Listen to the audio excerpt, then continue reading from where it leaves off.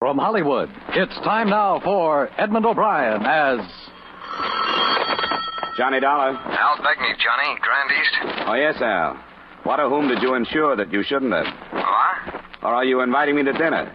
I get three kinds of phone calls, social, business, and people who want money, creditors or otherwise. And I don't owe you any money. I didn't mean to insult you. You haven't. What is it? You read about the Kegg burglary in New York, haven't you? The papers say those jewels aren't insured. Well, they are, by us. $125,000. Do you want a job? Well, you don't need me. The police are working on it, aren't they? Yeah, but in the wrong direction. We think we've got a line on this stuff, Johnny, and we need somebody to go check on it. Are you free? Unemployed, yes, but not free. Where do we start?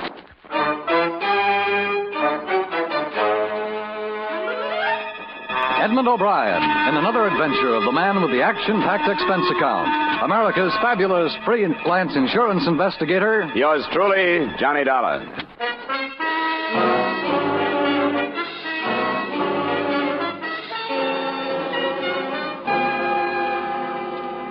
Expense account submitted by Special Investigator Johnny Dollar to Home Office, Grand East All Risk Insurance Company, Hartford, Connecticut. The following is an accounting of expenditures during my investigation of the Adam Kegg matter. Expense account item 1, $34, transportation as instructed from Hartford to New York and the Parkview Manor, an apartment hotel on 59th. Your man Begney met me in the lobby. Well, I tell you, I met her. You know what happened? No, she was with one of those dancers. I was dancing on television. Hello, Johnny. Well, it's a fast trip. How are you, Al? Fine, we'll go right up. I think the Keggs are waiting for us. Elevator's right over there. Say, this Kegg, he has some money, hasn't he? Yeah. Now, he's the angel type, and so far he's married at least one girl from the line from every show he's ever bagged. Is that bad? I wouldn't know, Johnny. You'll find Adam Kegg to be a very dislikable character, so hold your temper if you can, huh? Do you have any special reason for keeping it secret that you insured this missing jewelry? Well, it's more or less of a courtesy to Kegg. He's lost some money this season, and, well, sometimes these thefts cause some speculation, you know. He'd just rather not be talked about that way. Going up, gentlemen?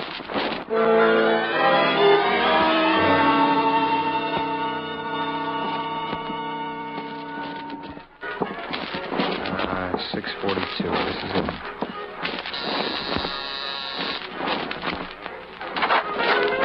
Hello. Mrs. Kegg? Currently, yes. I'm Mr. Begney from the insurance company. This is Mr. Dollar, our investigator. How do you do? Well, come on in. Thank you. Is your husband at home? Yeah, he's here. He's taking a nap. Sit down. I'll wake him up. Wake me up. These men want to talk to you, Addie. If you'll take that corn off the phonograph, maybe we can talk. Sure. I didn't know it bothered you. Which one of you is Begney? I am. This is Mr. Dollar, the investigator we hired. Are you one of these New York private detectives? I've heard the majority of you are willing to play both ends against the middle. I've heard that a lot of clients like it that way. What do you mean by that? Anything you want. Gentlemen, please. Mr. Kegg, I understand there was a message of some kind this morning. Who is this man? I'm from Hartford. There's not as much chance in a small city for two-end dealing, so I haven't had much practice. But I'm willing. Mr. Kegg, Dollar here has worked for my company a number of times. We wouldn't have hired him if we didn't trust him. Now, please, will you tell us about this message? Go get the papers, Sylvia. It's right next to you. Right there, in the magazine rack. I didn't put it there. Here it is. Is anybody going to explain it? Let me, Addie, if you don't feel like it. I don't. I'm bored with the whole thing. The paper was left in front of our door the same as usual this morning. But on the front page, this was stamped, page 3, part 2. I noticed it and told Addie to look at it. The bellboys deliver your paper? Yes, Danny does. And here it is, see? This antihistamine ad. In histon. You see, the I and the N have been crossed out. And these other words, so it reads, Histon stops that sign of your cold cash. Stamped in.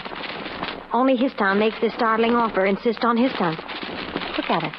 You can figure it. The rest of the message was drawn from the advertising copy the same way.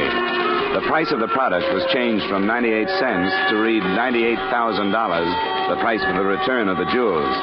The home of the firm, Montclair, New Jersey, was circled, and rubber-stamped beneath that were the words, phone booth, Maple and 7th, 10:30 p.m. tomorrow. What do you make of it, Dollar? Well, I'd like to talk to the bellboy. What'd you say his name was?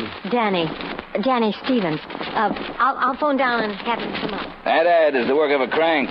Anybody should be able to see that. You're right. You have to be a crank to be a thief. You think there's something to it? Well, demanding ransom for the stuff makes sense. If he gets it, it'll be a lot easier than trying to fence hot jewelry. He's using the name Histon and evidently wants to open negotiations tomorrow night in Montclair. You going to take him up on it, Al? Johnny, company told me to do anything I wanted to. No questions asked. If you follow this up, you'll be making a fool of yourself. I don't want to have anything to do with it. I'm going to my room. He's a cooperative fellow, isn't he? He'll do. Do you want me to go to Montclair? Yeah, I realize it's unusual, Johnny, but if there's a chance of saving the company the difference between $98,000 and $125,000, I think I ought to take that chance. Now, maybe this would be... Danny wondered if you could talk to him downstairs. He's the only one on duty. Sure, that'll be all right. And before we go, I wonder if you'd give me the details of the theft. It was a story like those you read in the papers every other week or so. She and her husband were out for the evening. Her jewelry was in a locked box in a locked drawer. When they came home, the dresser had been opened. Who might have known where the jewels were? She didn't know, possibly the maid. When we got to the manager's office, we checked on the maid. She lived in Montclair, New Jersey, and she had just resigned. Then Danny Stevens, the bellboy, was shown in. You wanted to talk to me? Yeah. Have you ever been inside the Kegg apartment? Well, sure I have. Guess I've been in every room in the building. How many times have you been there? Oh, I don't know. How would I know anything like that? How well did you know her? Oh, Mrs. Kegg? Good enough to talk to. Had a cigarette with her once. You don't think I had anything to do with this, do you? You put the paper in front of the door every morning? Yeah, that's right. How about this morning? Well, when I got up there, paper was there already. I didn't think much about it because I figured maybe the night man had gone up there and left it. Had he? No. As soon as Mr. Kegg called about what was in the paper, I asked, and Jim hadn't been up there at all. That's what he said, anyway. Where do you live? In Queens. Look, mister, the cops asked me all this stuff. I don't know anything about it. You're wasting your time. You'll be around here, won't you? Yeah, sure I will. I live here. I plan to make a career out of hotel work. I won't leave.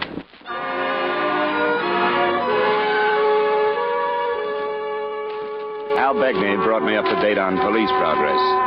The case was 3 days old, and all they had was some worthless, smudged fingerprints and the assumption that the same implement had been used to pry open the apartment door, the dresser, and the jewel box. They were canvassing the known fences so far without success. Expense account item 2, $25, dinner, drinks, etc., after checking into the Hotel Langley. And expense account item 3, $40 for car rental the next evening and the 15-mile trip to Montclair.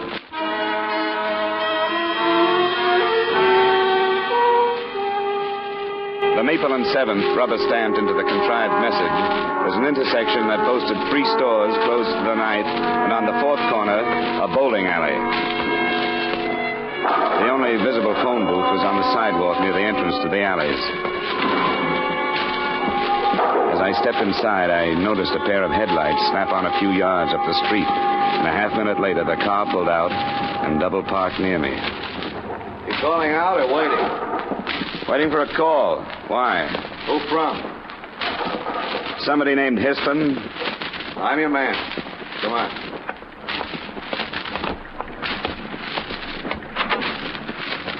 I came alone. You could cause me some trouble, but don't do it. You won't get the stuff back that way. That's the deal. I came to listen to you, not play hero. Yeah. Come on, get in.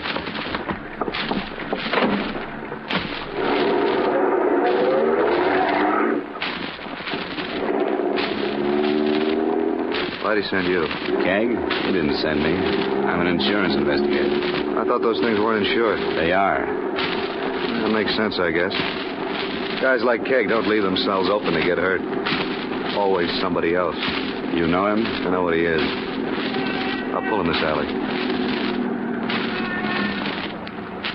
Yeah, we can talk here for a few minutes. Now, who's going to pay the money? The insurance company, if anybody does. How much do you expect me to sell? I don't know what you mean. I mean, what kind of a bargain do we make? Does the company and Kegg tell the cops to drop it? I won't promise you that. You can't start something like this and have it all stop when you gouge $98,000 out of somebody. I'm not thinking so much about myself. Oh, you mean you pulled this heist for somebody else? No, I didn't pull it for anybody. It's a little too late to worry about whoever sold you information, isn't it? How close are they? Don't be stupid. Wouldn't take a junior G-man long to figure it. It had to be somebody who knew what Kegg's wife had, where she kept it, and probably when they were going to be away from the apartment. Who do they think did that? I didn't ask them. I came here to find out how you want to handle this thing. I don't like it. I'll have to think about it. $98,000. How long do you have to think? Where can I get you by phone? What's your name? Name's Dollar. I'm registered at the Hotel Langley in New York. Okay. I'll call you. I'll try and make it sometime tomorrow. That's all? Yeah. How about driving me back to 7th and Maple? I left my car there. Take you there so you can follow me? Get out. You'll be better off with a little walk.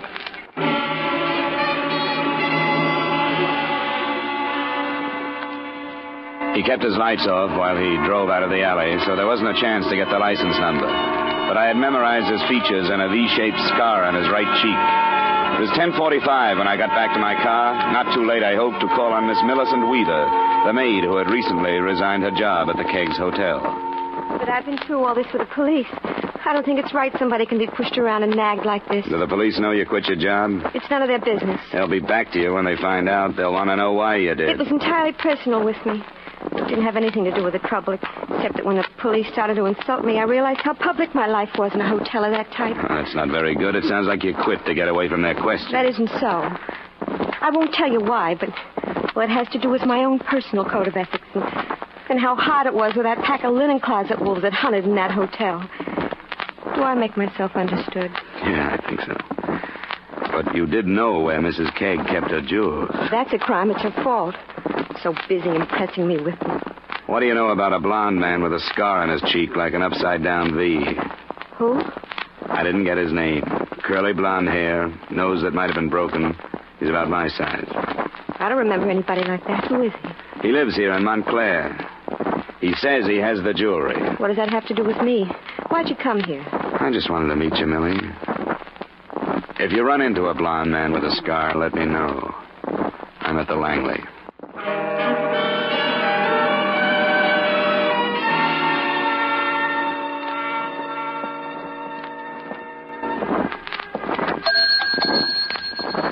Good evening, sir. Key, please, 412. Yes, sir, right away. Oh, here's a message for you, Mr. Dollar. Lady said she'd be waiting for you in booth 1 in the bar. Oh, if it's a lady, there must be some mistake. Yes, sir, I know what you mean, but with this one, why, who cares? Wow. What do you know about it? I just got back from Montclair. What is it? Danny, the bellboy, and told me at our hotel. Danny's been killed.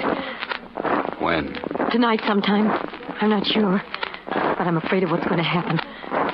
Let's get out of here. Can we go to your room? I've got to talk about it.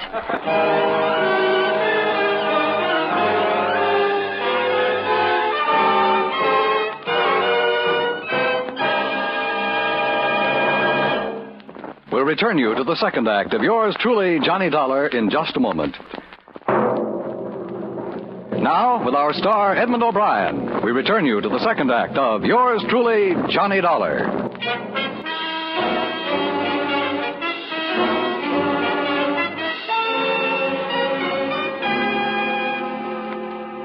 Mrs. Kegg was silent during the elevator trip up to my floor and until we were in my room and I had closed the door. Then she settled on the edge of the bed and started. I couldn't tell if it was an act or not. Come on, stop it. How much did you have to drink while you were waiting for me? I'm not drunk. Then let's use a little control, shall we? This sounds like a crying jab. Stop feeling sorry for yourself. Oh, I'm not. Look, if you're trying to make me feel sorry for you, drop it. Frightened dames don't touch me anymore until I find out what they're afraid of. Oh, shut up. I couldn't help it. I've been holding it in since I heard. Holding what in? I'm afraid what my husband is going to make out of it. Out of Danny's death? Yeah. How was he killed? He was run down by a car, going home from a movie. They haven't found the driver. You don't think it was an accident? I don't know. Danny was the first one questioned by the police after the robbery. I know they thought he knew more than he was telling. Do you think he was mixed up in it? Well, if he was... Yeah? If he was, my husband is going to accuse me of being in it with him. Stealing your own jewels? How does that work? Oh, they weren't mine. The privilege of wearing them was. That's the way it's been with all his wives. You lose the privilege when you're divorced. You were due for a divorce? Yeah. He got some ideas about Danny and me. It's funny, so did I. Well, there was nothing to it. He was a nice guy. Used to drop up once in a while. That isn't what he told me. What did he tell you? Maybe it isn't important. Danny did know where you kept your jewelry, didn't he? Yes. The dresser and which drawer? Yeah, I'm afraid he knew quite a lot about me. I didn't think he'd use it to do anything like that to me. How much are you holding back? Nothing. I came to you, didn't I? What about that hoped-up offer from Montclair? You know more about that than I do. You went over there. Yeah, I met a guy who decided to renege. He could have been a decoy, or he could have been Danny's killer. Oh, I don't know anything about it. I hoped you'd believe me. That's why I came to you. I was going to ask why. What do you expect me to do? Nothing, I guess. I wanted to tell somebody that I knew what was going to happen, and you were handy. Adam is going to rant and curse and accuse me of every sin that exists. That's his marital privilege, I guess. Yeah. Well, it's late now. You better run along.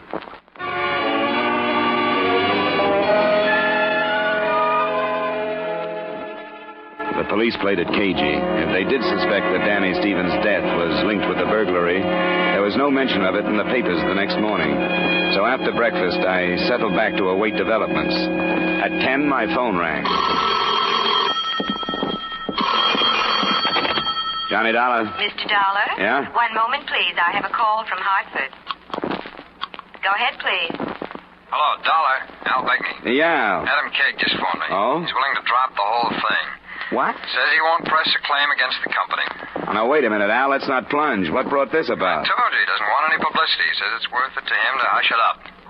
You can't do it, Al. What do you mean I can't do it? Well, it's up to you, naturally, but I'll tell you what it's liable to look like. Like your company pulled its investigator off the case rather than uncover a murder. I didn't hear anything about a murder. Well, there's one rattling around in this mess. That bellboy we talked to. No? Well, I see what you mean. That wouldn't look too good, would it? I wouldn't think so. Yeah, well, you're right. You want me to call Kegg back? No, I'll go right over. I'd like to toss it to him myself. I'll let you know how I come out.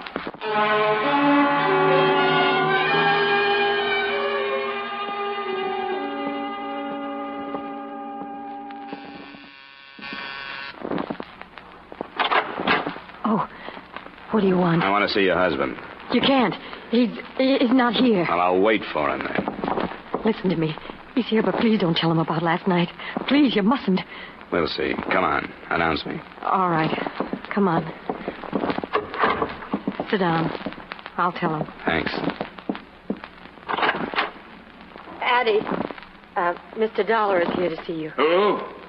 The investigator. I thought I told that confounded company to leave me alone. The devil do you want? I'd like to know why all of a sudden you wanted this investigation dropped. I've been doing things the way I want to for quite a few years. I want it dropped. What's it to you or to your company?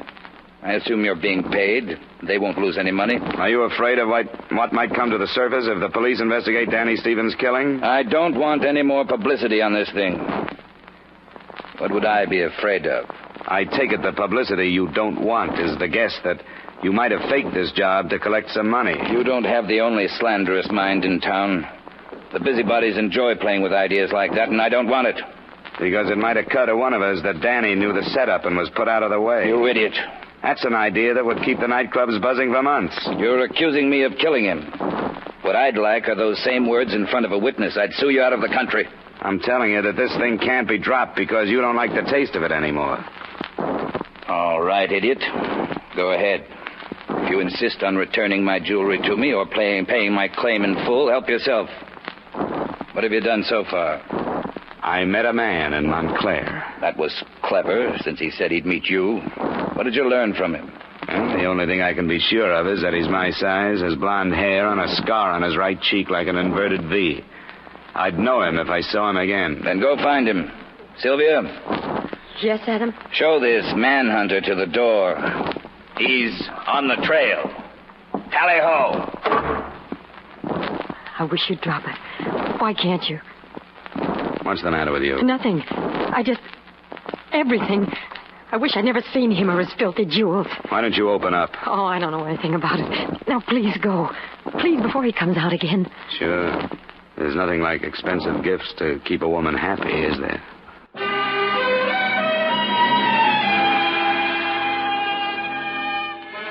So there I was in the middle of 59th Street with a basket full of suspects. An owner who didn't want to collect on his insurance or recover his stolen property, and an insurance company that wanted to drop the investigation but couldn't. I turned to the only possibly interested parties I could think of, the police. That's very interesting. Why didn't you tell us before you went to Montclair? Well, I'll be honest with you, because I know it won't go beyond this office. We were willing to be a little unethical to save the company some money, and when we did, we were going to make a full report to you. Uh-huh. And now you want us to help you. I didn't ask that. I wanted to know what had happened on the hit-and-run death. Well, the driver's being indicted on a manslaughter charge. She gave herself up. She? She gave herself up? Who? Her name is Lindquist. She was driving home after a prolonged cocktail party. There's no connection with the Kegg thing? Not according to all her witnesses. She's visiting here from Florida. Got in day before yesterday. There goes that angle. I'm sorry to disappoint you. But accidents do happen.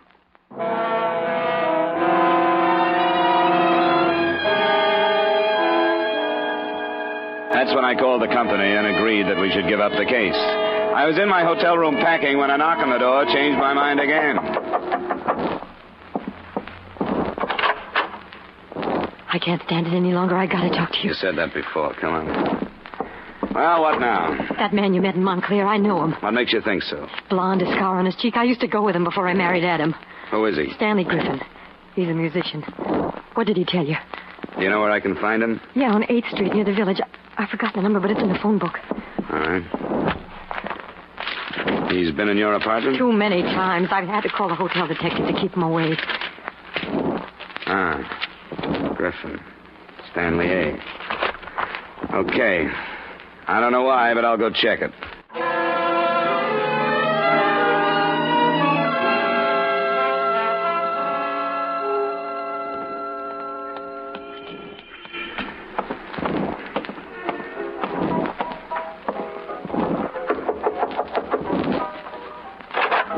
Hey, how'd you get here? Because you're stupid. Close the door and shut that thing off. I suppose this is it, as we jewel thieves say. Is the stuff here? Yeah. How'd you get here? Do you mind telling me? I don't see that it makes any difference. Kegg's wife gave me a name. Sylvia? You're lying. I have no reason to lie. I don't believe you. Why should you do that? I thought you could tell me. All right, I'll tell you. I'll make a statement, but not unless I can make it in front of Adam Kegg. I'll leave that up to you. Where's the stuff? In the closet. I'll get it. I moved to the closet door with him. I expected him to make a break, but he didn't. Instead, he opened a battered suitcase, fished out a paper sack that held over $100,000 worth of jewels, and we left.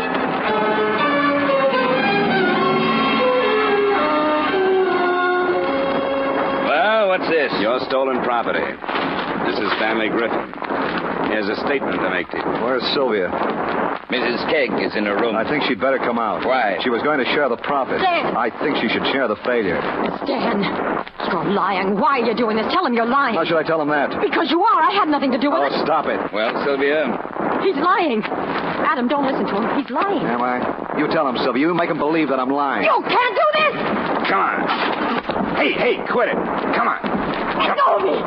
He's lying! He's lying! He's lying! Calm down. You're a rotten loser, Sylvia. You always have been. You're a beautiful winner, but you're a rotten loser. Adam! Where are you going? I'm going to call the police. Adam! Sit down. You said you'd do it, didn't you? You said you'd drag me out of here. I thought you were just high, but you meant it. He's lying, Mr. Dollar. There's no way to prove it, but he's lying. You're right. Everything you've done to date says you're right. You're crazy. I'm not going to take the whole rap, not for her. She told me where she kept the jewelry. She told me where they were going and how late they'd be out. Where did they go? They went to a lot of places. Now, you'll have to do better than that. She'll crack your story if you don't. She told me. I saw them go. But where, Stan? Where could she go so that she could leave all her jewels home for you to pick them up? That must have been part of your plan. Where? Kill him! Get away from me, Dollar. You've got it back. Leave me alone. Stay here. Don't try it. Get away from me.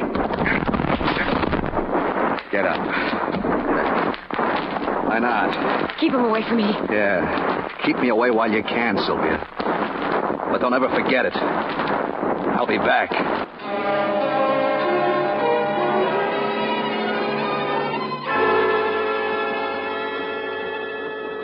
To help the company complete its report on the Kegg matter, I enclose a portion of Stanley Griffin's statement to the police that same afternoon. I don't know why I did it. Yeah, I do. I wanted to get her away from him. I loved her. When she wouldn't listen to me and leave him, she had me thrown out that night. I made up my mind to steal them and make it look like she helped me. So I did.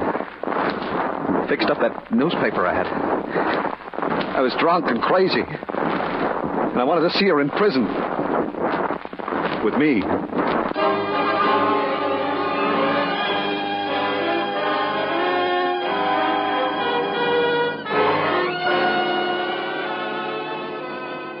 Expense account item 4, miscellaneous, $55. Item 5, same as item 1, transportation back to Hartford. Expense account total, $230.40. Remarks?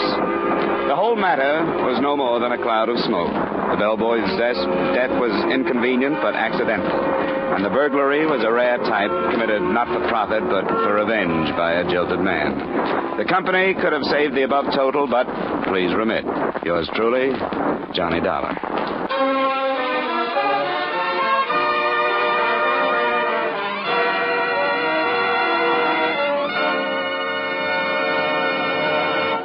Yours truly, Johnny Dollar, stars Edmund O'Brien in the title role and is written by Gil Dowd with music by Wilbur Hatch. Featured in tonight's cast were Stacey Harris, Lamont Johnson, Jeanette Nolan, Jack Moyles, Hy Everback, Paula Victor, and Raymond Burr. Yours truly, Johnny Dollar, is produced and directed by Jaime Del Valle. This is Dan Coverly inviting you to join us next week at this time when we will again bring you Edmund O'Brien as... Yours truly, Johnny Dollar.